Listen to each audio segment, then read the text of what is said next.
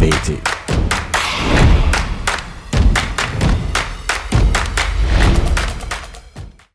My name is Samuel Nate George, Member of Parliament for Ningo Pram Pram constituency, and I am the Deputy Ranking Member on the Parliamentary Select Committee on Communications.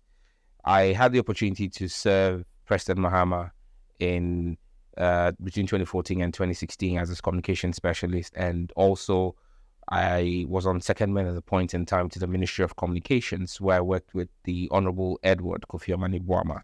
I also had the privilege to serve on the NITA board, the National Information Technology Agency, from 2013 to 2017 January, when we handed over. Now, the plan is that we're going to start this and introduce it into the curriculum. Now, for anyone who goes to any of the international schools, as young as year one, children are introduced to coding. They're learning robotics. I've got a kid in year 4. He's already learning Python and C++. And so coding is not a new thing in the international schools. But majority of the Ghanaian people don't have their kids in international schools. They have their kids in the public school system. And so what we need to do is enhance and provide the facilities in the public school system to train these kids, be they at basic level or even starting from the secondary school level. So from SS1, you introduce coding as a critical part of the curriculum and begin to train them. So by the time they're getting into the university, they've learned almost all your major coding languages, Python, C++, and all the other things, MySQL, and they're good enough to provide you the next cadre of tech jobs that you want. Now, someone say, but why are you creating 1 million coders? Where are they going to work? Or some judges even say we can even do beyond 1 million. Where are you going to put them? Well, that's because John Mahama, as far back as 2015, had a vision.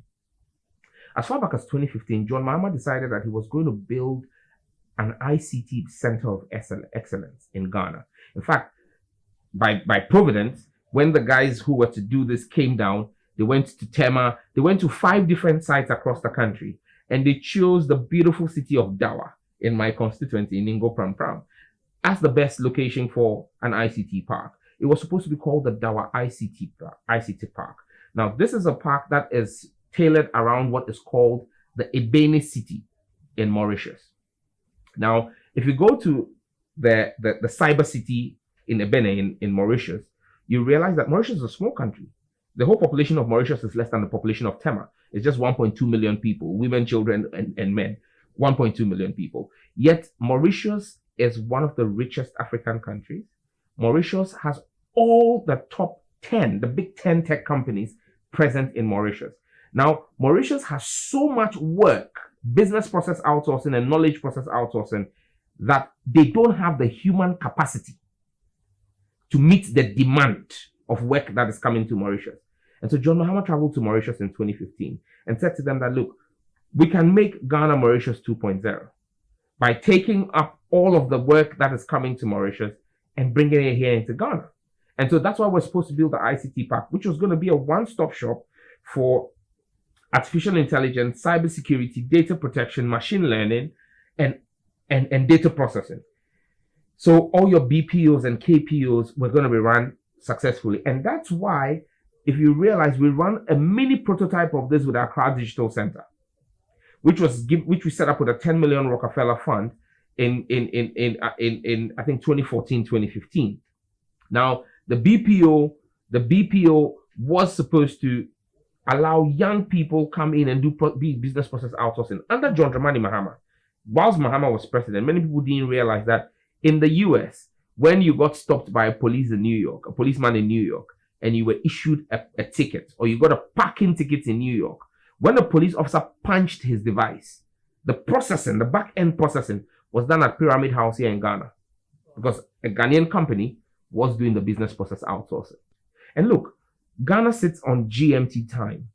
And you see, all of this feeds again into the 24-hour policy. Because when you run the BPOs and the KPOs, and because Ghana sits at GMT, you can do 24-hour shifts of 3 8-hour shifts. Because when it is GMT in Ghana, Ghana can be doing BPO and KPO services for the whole of Europe, which basically is about +3 to -3 GMT. So when you're working in your regular morning hours of between 8 and about 4 p.m., you're actually sitting and serving Europe. Then from 4 p.m., when you take the next shift, that's going to run, say, 4 p.m. to midnight, which is the next 8-hour shift, you're actually serving the West Coast, which is the United States and Latin America, which are minus 4 hours to minus 8 hours. So then you're still being able, the same BPO office is able to offer services to companies and service desires in Europe. And the next shift is going to offer the same services to businesses in North and South America. Then the last shift, which will run midnight from 12 to 8 a.m., is actually going to be servicing the East Coast. You're looking at from the Middle East all the way to China, Asia, and India, all of that side. Because Japan, they run +4 to +8 hours away from us. So you realize that when we talk about all of this, it's an integrated plan. It's a plan that has a digital center, an ICT park of excellence that has a lot of Ghanaian BPOs offering services outside. And I'll tell you what, many people who call foreign businesses, most of the call centers currently in the world are either run in India or Philippines. And European countries are saying that, look, the Ghanaian English accent is more user-friendly than the Filipino or Indian accent. I mean, because when you call someone and you hear someone like I'm just saying, yes, hello, hi, how can I help you? That's better than hearing, hello, how can I help you? You know, I mean, but we are not taking advantage of the beauty of our unique location. And that's what John Mahama is talking about. So I'm explaining this 1 million coders thing for you to see how it fits into a larger plan. It's a piece of the pie. The big pie is making Ghana an ICT hub that is doing a lot of artificial intelligence and machine learning for Africa. Because again, if you look at agribusiness and agriculture, for example, you've got solutions that are available today that are AI powered but are in English.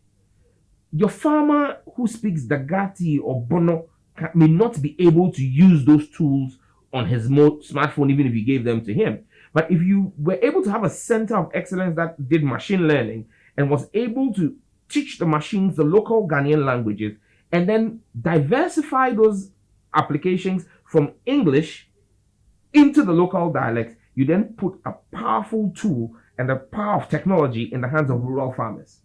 And it doesn't just have to be here. You could also do Creole so that we could then begin to export to Sierra Leone and export to Liberia. You could do Kiswahili and begin to export to the whole of East and Central Africa. And that's what Ghana is meant to be. Rwanda has tried it. They didn't succeed, but we will succeed because we have a visionary leader, John Mahama. And that's why you need to have a conveyor belt that's producing skilled labor to feed this digital center. So when you set up the digital center, you begin to set up all of these AI labs and machine learning labs. You need people who have skills in ICT. And that's why you need to begin to train them now. So you begin to train them in the schools. By the time they finish, there are jobs waiting for them. They get into those jobs and then you begin to employ. And then you are able to deal with youth unemployment. So it's a completely integrated plan that the GM campaign and the GM vision has. Again, it comes as no surprise that after the visionary John Mahama announced his 1 million coders project, you have the copycat, Mahmoud Baumia, come out and say he's also going to do a 1 million coders. But you see, because he doesn't understand the integrated plan, he's just talking about 1 million coders. He didn't explain to anybody what those 1 million coders are going to do, where are you going to feed them into, how are you going to use them. He doesn't understand it. And that's why for you to understand that this is a proper JM policy and that this is owned by JM, that's why I've taken my time to break down the entire value chain for you, because you're not just training 1 million coders and putting 1 million coders on the street and saying go and work. Baumia is thinking of doing his 1 million coders like the way they did NAPCO. They just train the people and then throw them after 2 years on the streets and leave them to their own fate. No. That's not what John Mahama is doing. John Mahama cares about the young people of this country. He's got young kids. John's kids are like you, who's watching me. And, so Farida and Sharaf are just like you. And he thinks and understands as a father what the challenges of the young people are. So it's not just about training you. He's looking to give you skills that are employable. And not just leaving you there, but bringing in the employment that can carry your skill. So it's a completely integrated plan. I mean, Bawumia will continue to steal from John Mahama, but he can't implement it because he doesn't understand it. John Mahama said he would do 60 ministers. Boom, Bawumia says he will do 50. Why? He's part of a government that was 122 ministers. Why couldn't they do 50 at that time? You know, you see, Kwasi Obama won't say anything. Look at what they've done today. It's not about what they say they will do. Look at what they have done. And then on the basis of that, you make a choice. John Mahama is the choice. To the young people of Ghana, I'm a young man, young like you. I've had the opportunity to serve in leadership. I consider it a big blessing and a big privilege to sit where I sit as a young person and as a voice for the young people of this country. And that's why in my advocacy in this country, I have always spoken the mind of the youth on the streets. There is only one way to go, and that way is to vote for John Dramani Mahama. If you look at the work that he did whilst he was president, many young people today, many first-time voters today, may not have been old enough to follow and understand the work that he did. But look at what was promised you by Nanado and Bawumia. They promised you as young people that they will give you jobs. They promised you that they will pay rent for you. They promised you so many things, heaven and earth. They failed to deliver on all of them. But there is one man I know we can hold to his word. There is one man who is very particular the promises he makes because he knows he has integrity. There's a man I can trust. And as a friend of the youth on the streets, I can say to you that John Dramani Mahama is our best bet. Give him a chance for 4 years to build the Ghana that we want. And that's why I urge you to work with the NDC Youth Wing, led by our commander, Pablo Opariado. Work with the Youth Wing, come out and be mobilized. This election is not about the older generation. This election is about the young people of Ghana. It's about positioning the young people of Ghana at the center of decision making. This election is about us as young people, not saying that some old folk should decide for us what our future should be. It's about us as young people taking our destiny into our own hands and building the Ghana that we want. That's why John Mahama says, let's build the Ghana that we want. We need to reset this country. It's not about somebody coming to tell you that they have promises for you.